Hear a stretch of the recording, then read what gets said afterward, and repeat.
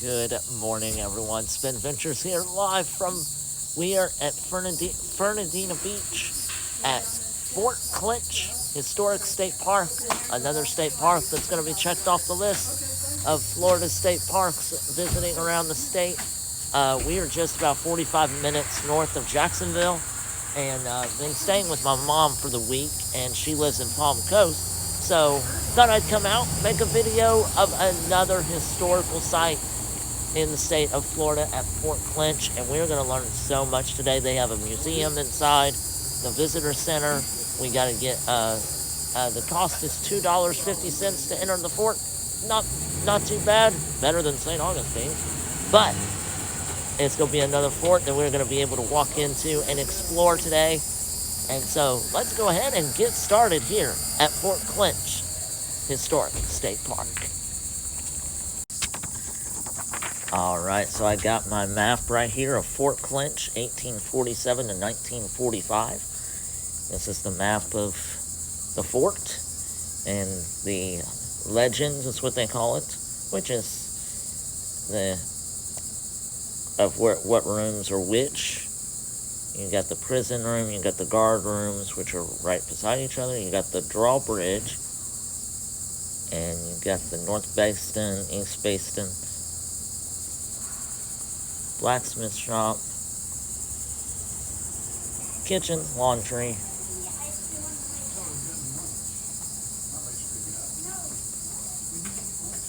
and then you got the bakery, curtain walls, sally port, galleries, and we'll pass all that on the way to the fort. Alright, so we made it into the museum. So when we start right here, actually. So here is the seacoast fortification.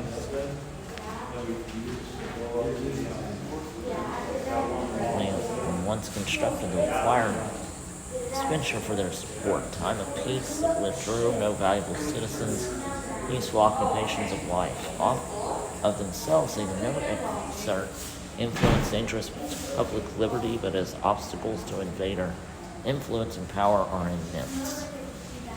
This is the colonial beginnings. George Washington.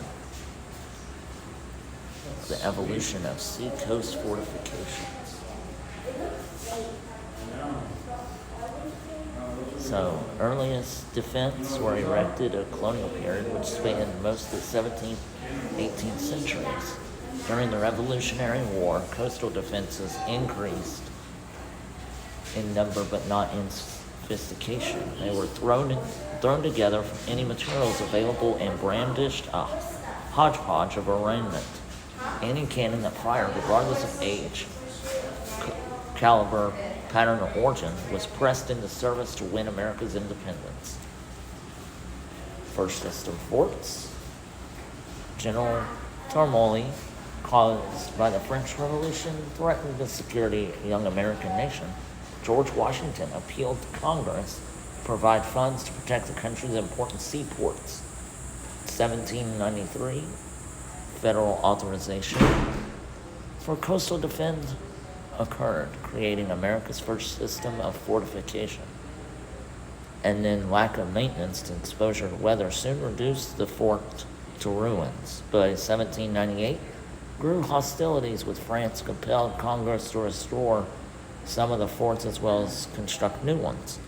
Became the first defense of any permanent to be constructed by the United States of America. That's where we move on to. That was the first system forts. Second system forts were crisis of 1790s, and they were allowed to fall into disrepair. That was the first system. And then as the War of 1812 with England became imminent, however, the U.S. government once again experienced concern over the coastal security. Congress then produced a new defense program. 3 different kinds of works were called for: open batteries, masonry, faced earth forts, and a few all-masonry forts. Although most clever than the first system, new project reflected limited planning coordination, so armament and design still showed considerable variations. And then you move on to the third system. Now, third system forts. They were first the first two were emergency in nature. The threat conceived under the threat of war were hastily constructed and varied widely in size, style, and strength.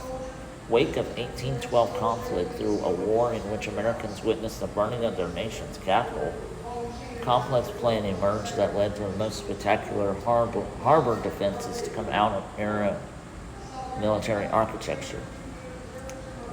Most forts of the third system were designed in the shape of hexagon, some as few as 4 sides, with others as many as 7 sides. Perimeters vary from 200 to 300 yards, well over a mile. Armament range less than 50 and 450 guns. Casemated placement of cannon was an almost universal feature. One or more tiers of casemates extended the full length of fronts, in addition to a roof level of guns placed atop the exterior wall. And this is where Amelia Island, and this is where they started the building of Fort Clinch. That's the map of Fort Clinch. We'll be heading there soon. As you can see, it almost looks like a hexagon. It have 5 sides. The hexagon has 6.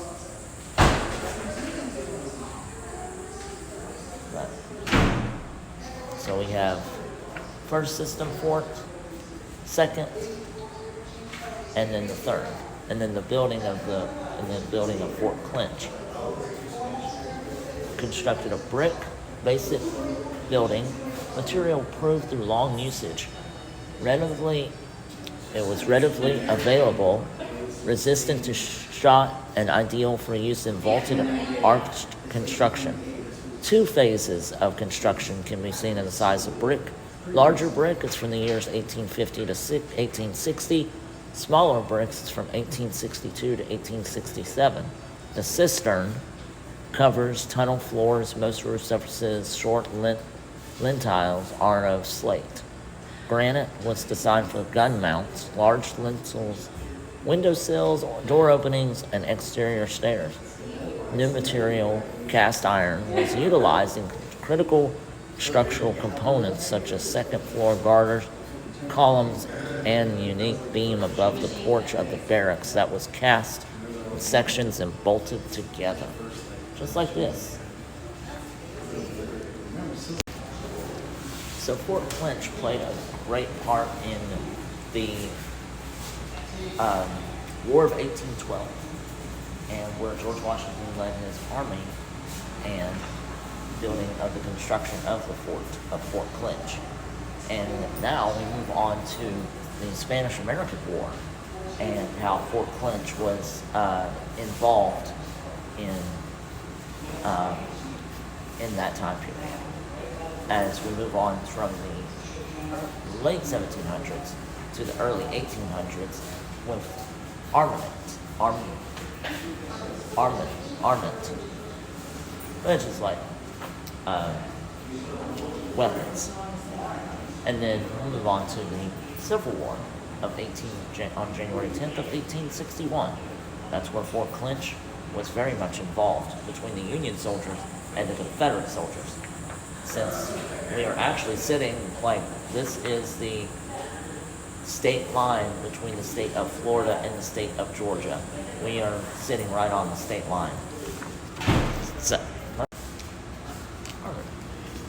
this was between the War of 1812 and the Civil War. Many important advances on the seacoast armament. Among them was standardization in style and caliber of guns and ammunition. In addition, all heavy cannons procured for coastal defense were designed and manufactured in the United States. Although the projected armament for the fort was to be 77 pieces of artillery, armament in August of 1862 numbered only 22 guns. By the end of 1863, the armament increased to 29, including 7 20-pounder siege guns, 10 32-pounder flanking howitzers, and 1 6-inch rifle gun. Now right here, this is a 10-inch Columbine shot. That's a cannonball. 8-inch Columbine shell. 12-pound gunshot. 8-inch Columbine grape shot. Canister shot. All these are canister shots, these 3. 8-inch Columbine grape shot. 24-pound gunshot. 8-inch Columbine shot, and a 42-pound gunshot. This is a 15-inch Columbine shell. That is huge. Then this is a 100-pound Parrott rifle. Parrott rifle shell time fuse. 100-pound Parrott rifle shell contact fuse. And this is a 100-pound Parrott rifle bolt shot. Alright, so now we begin with the Civil War of January 10th of 1861. Florida withdrew from the Union and moved to seize control of military installations within her boundaries. Federal officers within the state mustered all their available forces to hold those strategic positions along the coast. As a result, Fort Pickens near Pensacola, Fort Taylor at Key West, and Fort Jefferson on the Dry Tortugas were the only forts on southern soil except for Fort Monroe, never occupied by the Confederacy. In time, shortage of men and arms needed to strengthen the fort fronts elsewhere. They were forced the Confederacy to view the Florida coast as indefensible. Thus, General Robert E. Lee, who was the general of the Union Army, issued the other order to abandon Fort Clinch. So there's just some pictures. There's the rifle, one of the rifle guns that was used in the battle of Fort Clinch. Most measured resources of any Confederate state, but she was determined to defend the right to hold slaves and to resist federal intervention in state affairs. Now we move on to the railroad. Of course, the railroad was very big in the 1800s as it brought goods and ammunition from other states. Now, when we go on into the war, the Union recognized to occupy 2 southern seaports to use as coal depots for the blockading fleet. Fernandina, situated on the Georgia-Florida line, was chosen as southernmost of these ports. Deepwater Harbor, easily navigate channel, and quiet anchorage, an important factor in making ship repairs, were attributes which led to the selection of Fernandina. As a rail terminal, the town provides warehouses for landing and storing supplies. Located on Amelia Island, the town was separated by mainland by an extensive tidal marsh and inflicts a deterrent attacks by land. When Admiral Samuel F. DuPont's federal fleet arrived in Cumberland Sound, Confederates were in process of abandoning Amelia Island. DuPont hoped to halt the evacuation and prevent the possible burning of Fernandina. Opening fire, the gunboats chased the train for a mile. The shelling struck a flat car, killing 2 men, and it eventually forced the train to stop. Frightened passengers leaped from the train, hid in the bushes. Among them was President of the railroad, ex-Senator David L. Yulee. The engineer managed to restart the locomotive and escape the mainland. So the train became under attack. At Fernandina Beach. And what had ended up happening was open fire, and the train chased the train for 1 mile, struck a car, killing 2 men, and the operator of the railroad was able to escape. He jumped from the train. The engineer was able to restart the train and head south, and escape the mainland. And now, as we move on further into the 1800s, 1869 and 1870s, now we're in the Spanish-American War and Fort Clinch involvement in that time period. So Camp Amelia, and it was after the USS Maine was blown up in Havana Harbor on February 15th of 1898. Floridians were convinced that the war with Spain was inevitable. Fear of invasion or attack by sea led Florida to demand the protection from the War Department. This plea was echoed by other states along the entire Atlantic coastline. As a result, the Secretary of War ordered all the Army's field and siege artillery to post east of the Mississippi for possible war use. So, what ended up happening was Fort Clinch, this is where Fort Clinch comes in, its garrison withdrawn in 1869, and under the subsequent control of the Army's Obedience Department, later Engineer Department, was reactivated as part of the mobilization effort. And then on April 28, 1898, Captain J.F. Honeycutt and Battery A of the 6th Artillery arrived in Fernandina. Entering the fort, they found it to be in less than war readiness condition, being overgrown with weeds, grass, and cactus filled with sand and rattlesnakes. Thus, Captain Honeycutt spent the majority of his time attempting to put the fort in an habitable condition, living condition, its habitat. Many camps began to appear in Florida. One camp was Amelia, just outside of Fernandina, garrisoned by 10 regiments, comprising about 7,200 men. It existed for only 1 month, from July 23rd to August 22nd of 1898. That's what the fort looked like before the general came or Captain Honeycutt came to preserve it, so it could be habitable and living condition.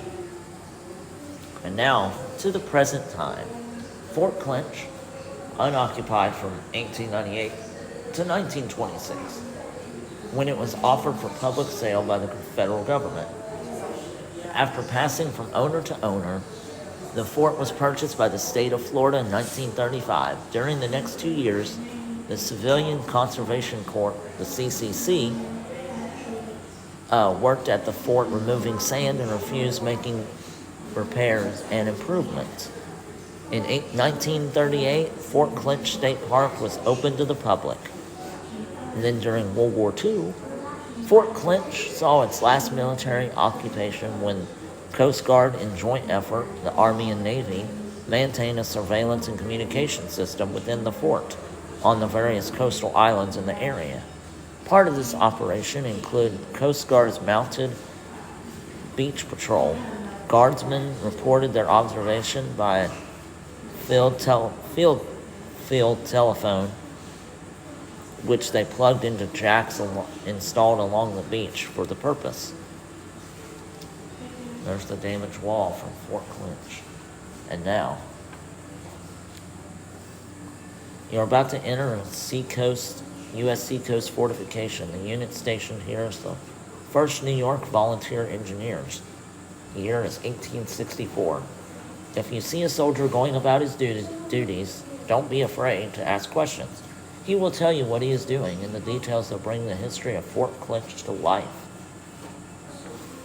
Okay, fort entrance. Here we go. Stepping into the past, the year is 1864. Civil War is in progress. Ahead of you is a missionary fort under construction. Union soldiers are involved in building the fort.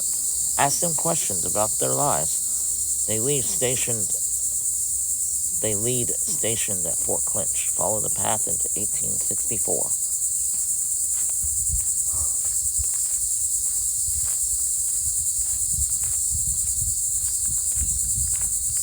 Oh my word.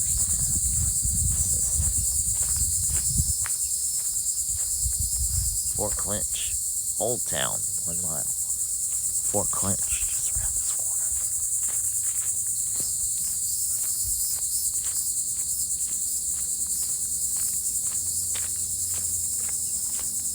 corner. We're making our way up to the drawbridge.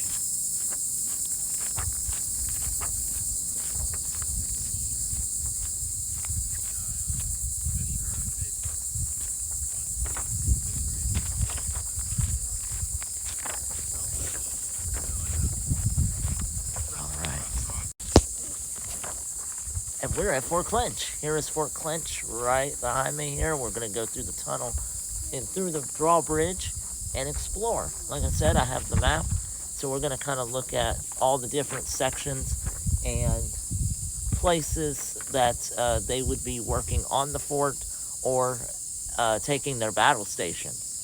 We already saw the cannons. They are sitting up top on the base, on the roof of the fort. And also we're going to take a look at where the prison was. We are at the drawbridge. Sallyport is just inside the parade, which is like the main area. And so, yeah, we're going to take a look. Let's go ahead and head inside of Fort Clinch.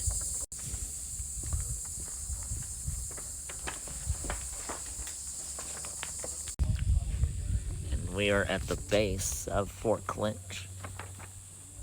So you can see the American flag waving proudly. The Union. Well, I guess we'll just start right here at the base of this house. Looks to be the guard rooms. Guard rooms. What's that? Yep, this would be the guard rooms. And these would be where they would sleep. Thank you. And the guards would sleep. Of course, you got Abraham Lincoln was in here. He slept in here. I know the other people are. I think that's Harry Truman. I think. I know Abe Lincoln. That was the only one I know of. These are all the guard posts. I'll put this over here so I don't wait. Sallyport, East Basin, North Basin, Northwest, West, South guard rooms. All guard reliefs are for 2 hours. Fort Commander Captain A.F. Sears. Hey. Of course, present for duty. By the way, Abraham Lincoln stayed in this room. Did he really? Right there. Very cool. I don't know which one was his bed, but I know that he stayed in here. There's the bathroom. Be the bathroom. These are the... Oh no, this is the artillery storage. This is the artillery storage. They held all the cannonball fire, ammunition.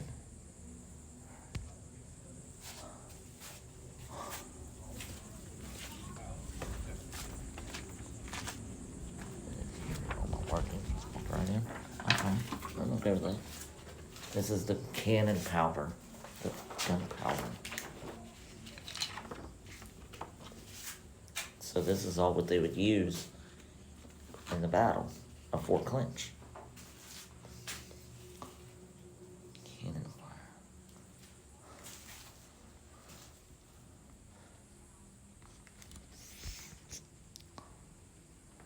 All right, so stepped right into the kitchen area. This would be kind of like a dining room, what you'd call today. Of course, they got the oven. Seen here with the hot iron brick top, or brick oven, stone. Of course, you'd put the pot inside here. The fire would be underneath, and that's how you cook their food. And of course, the dinner tables were all wood. And now through here, this is, and also some more shelves. Here they store all like the kitchen appliances, Tupperware, like not Tupperware, but the pots and pans of the meals, which would be served in. And then over here, where you have more ammunition, as in gunpowder and cannon powder for the to fire the cannons.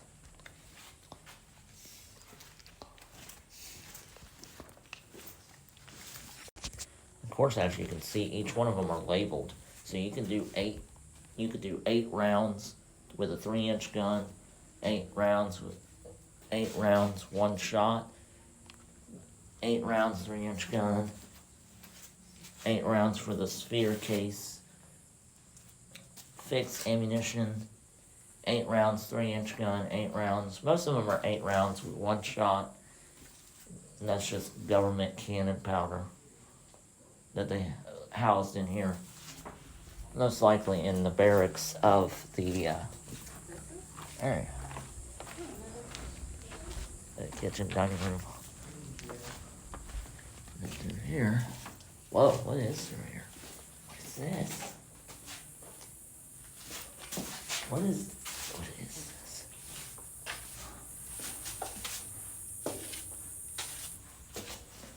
Alright, so I'm walking through the, whoa, this is kind of low. This is really low. I didn't touch the top of the ceiling.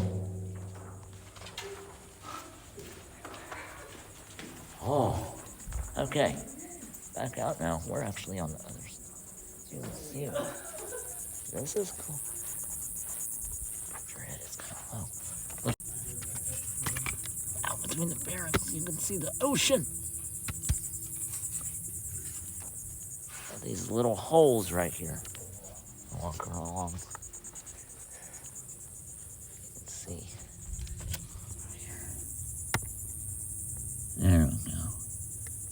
See, this is kind of where, this is where the soldiers would stand to fire out, because they would use their gun. They would use their guns to go out. They would have their gun placed right here. They would end up, and then pow, they'd shoot out into the water for enemies who were coming this way. All right, so we made it into the basins inside the, it's kind of like the shelter area. We're at the north. Yeah, we're at the north basin. See the watchtower up there. This would be the roof. In here. Nothing in here. Nothing I know of. But this, right now where I'm standing, this would be the basin of the north. This would be the basin of the north where I'm actually standing. Okay, make sure the wood's good. But anyway, standing in the north side, so we'd actually be facing Georgia, the state of Georgia right now. If I'm standing like this, and I turn the camera this way, my back is to Georgia, the state of Georgia. And I'm actually looking tunnel, one of the barracks. Very cool. And so as you can see more out to here. See the ocean out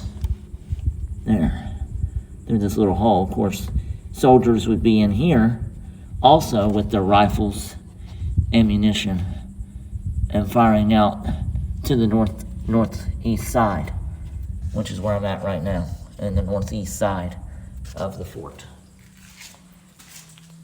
Also have some, oh my gosh, what is that? That's a crab. I found a crab. There he is. But you'd also have through here,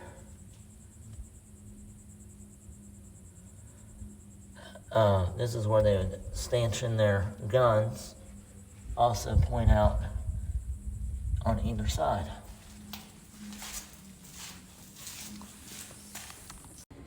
All right, so we made it to the top of one of the barracks. As you can look out over the island, top of the fort. Much better. So we're on the, we're actually on number 22. Yeah, we're on curtain walls. We're on the curtain walls. So you can look along the shore. We're on top of the fort now, of course. No enemies trying to come and get us here. As of now, anyway. But you can see, as you can see behind me, back here. There we go. This way is the beach, the shoreline of Amelia Island, and then in front of me are the guns pointed to the north and the south.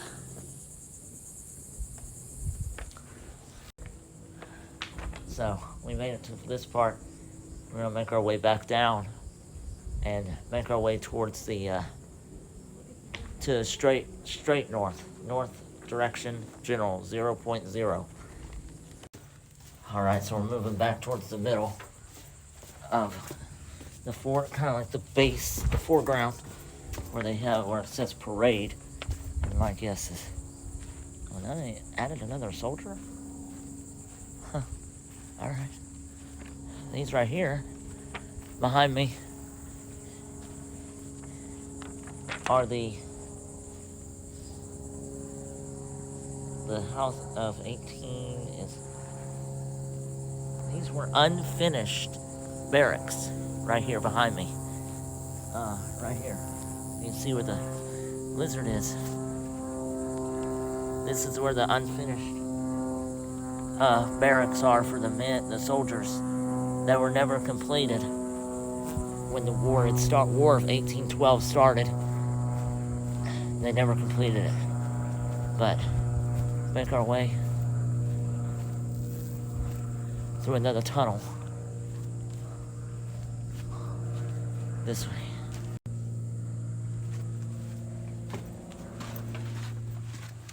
As you can see, these are really small and narrow. I think it just goes through.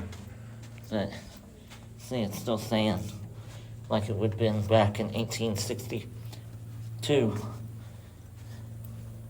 And the Civil War took place here at Fort Clinch. They just have a trail. Of course, more hidden spots of men with artillery guns that can hide here in the fort while shooting at the opponents out in the ocean. So this would be the storage house. We're in the storage house now of where they'd store most ammunition, gunpowder, supplies, all kinds of stuff that you would need to, all you need for the war of 1812, the Civil War, and the Spanish-American War. So 3 wars that Fort Clinch was involved in. You need a lot of ammunition.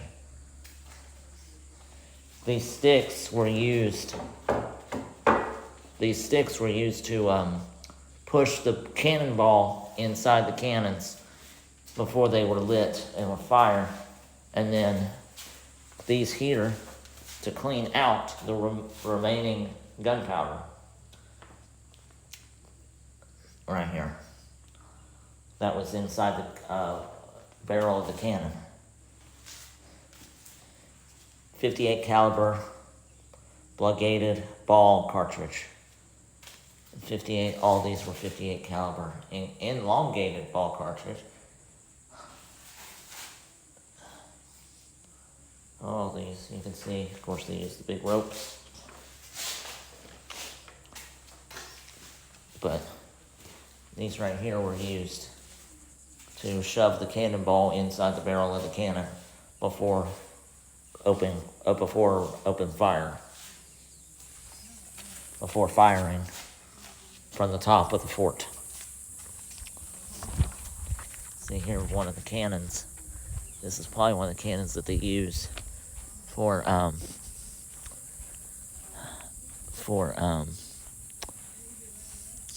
reenactments.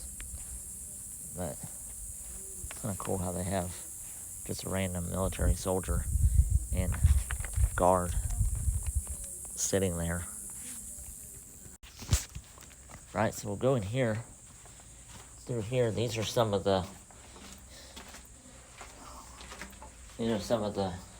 wagons they would use to carry the ammo to either the top of the fort or into the barracks, where the soldiers would then load the cannons or load their guns. They would load their guns or cannons in preparation for firing. Of course, it leads us out to more hidden spots. So they have a lot of hidden spots where the men would come out and just sit here in the hot Florida sun, waiting on the enemies, or enemy ships, enemies on foot, wherever they come from, to open fire. Larry, I've reached the top. We're on the top of the fort here, overlooking the Amelia Island and Fernandina Beach. Just gonna kind of walk around. You can see the artillery guns. Some of them have been displaced or taken down. Like there'd be a gun right here as well. But they just have some of them. And we'll go ahead and talk about one of them over here, since we're up this way. As you can see. So, what ended up happening is right above me here. This is one of the artillery guns that was pointed out to the north towards Georgia, the state of Georgia. Of course, you can see the long arm reaches. And these cannons fired a long way out into the ocean and the Atlantic Ocean. And so they were where it was back here. There are numbers on here. Now the numbers are degrees. What degree they wanted their cannon to face, an angle. So with the degree, as you can see right here at 0, it would be headed straight for that island. 10 degrees positive, 10 degrees negative would be turned. You can see these big wheels. That's how you would turn it. And what you would do is you would have rope. This is where the rope would be. And you would swing this cannon to which direction you want it to face. Depends on where the enemy is attacking. In this case, where the Union soldiers were attacking. Or the Spanish.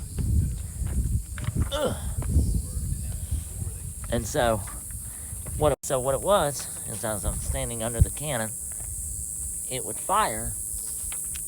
Right now, it's at an angle of almost 40 degrees, about 40 degrees, 40 to 60 degrees. And so it's firing just out it would fire right out in the middle of the ocean. It's where I'm standing in that space. So you can see the cannon there. Boom. It would just fire in the middle of the ocean. There's no one there. Nothing's out there right now. Literally. So, that's where it would fire. Go there. You know, as I sit here and discuss with you guys and uploading these videos on YouTube, and wherever I go, throughout the summer, I've been doing a state park series of Florida state parks, and Fort Clinch was not far from my mom's house, about an hour and a half away. I definitely wanted to take a chance and come out here to do my own thing,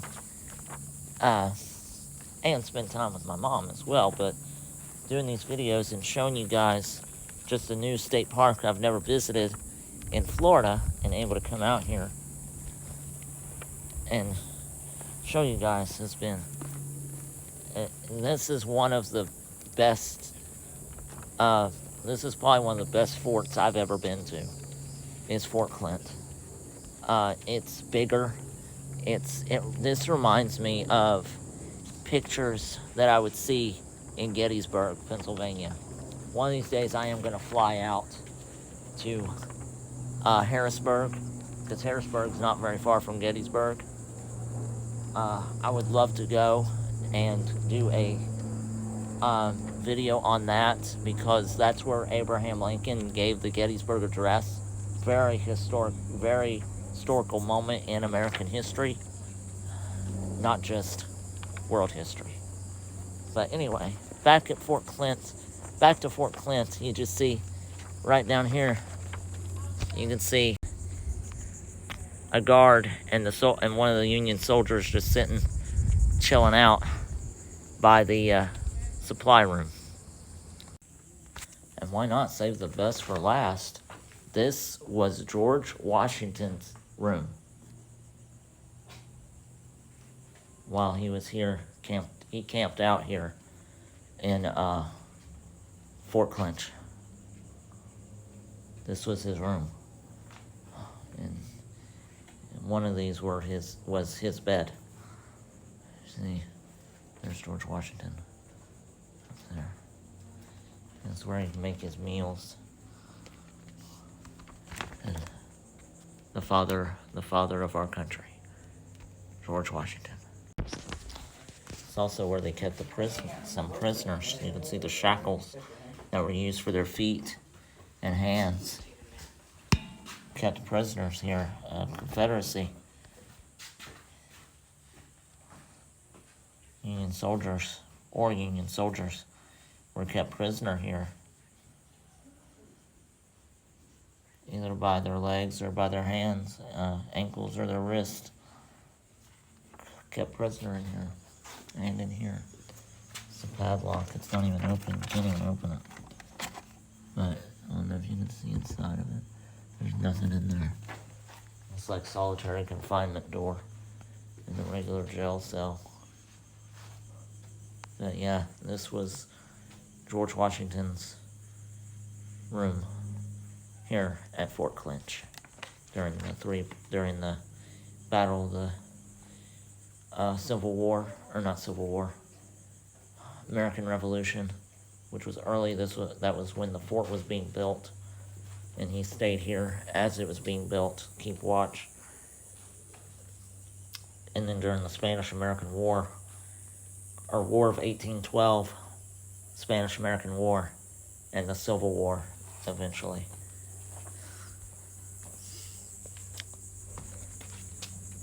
The father of our country, bedroom behind me. That's pretty cool. Alright, so thank you all for joining me here at Fort Clinch. Wow, I don't even know where to begin. It really does take you back in time in the early 1800s into the 1900s. Just so much history is here. You do feel like you're walking into a battlefield when you come to Fort Clinch. The history is very much alive here. I cannot imagine being here at night. I know they probably do night tours. So I will put a link in the description down below uh, for Fort Clinch State Park, Historic Park. So you guys definitely come check out this fort. I felt like I was actually, like I said, back in the 1800s, and just walking around, especially in the barracks and very narrow tunnels, talking about the artillery, the ammunition of the cannons, the guns, what all they used to defend this fort from enemy attacks is overwhelming. I stepped like, and I cannot say this enough. Whenever I walk through from the drawbridge and into the main base, yeah, I did feel like I was part of one of the soldiers, just walking around. Yes, I have a camera in my hand, but if I were to just come and just walk the fort with this bag and just on my own without doing a video, I would feel like I was getting ready for something. Something was about to happen. War was about to break out. And just where all they stored everything. But thank you all for joining me here. Another state park, historical fort site is checked off this list for the summer as I continue on with these, going to a state park that's near or around the area that I'm traveling to is, it's fun. I enjoy it. I love learning about American history, world history, and Florida has both. And so, thank you all for watching here at Fort Clinch. And don't forget to subscribe to Spin Ventures. Drop a like on the video. Leave comments down below. If any historical forts you've been to or in Florida that let me know. Definitely leave comments down below of any forts, and I will try my best to get to those. Also, I will put a link in the description of the Florida State Parks. They have a whole list of historical forts or sites that things happened there in the past, and it really does take you back in time, especially here at Fort Clinch, of everything. Yeah, I think we're done here. And so, thank you for joining me again here at Fort Clinch. And the battle still rages on, especially at night, when history comes to life. And we will see you all on the next Spin Venture from Fort Clinch. We will see you all next time on another Spin Ventures.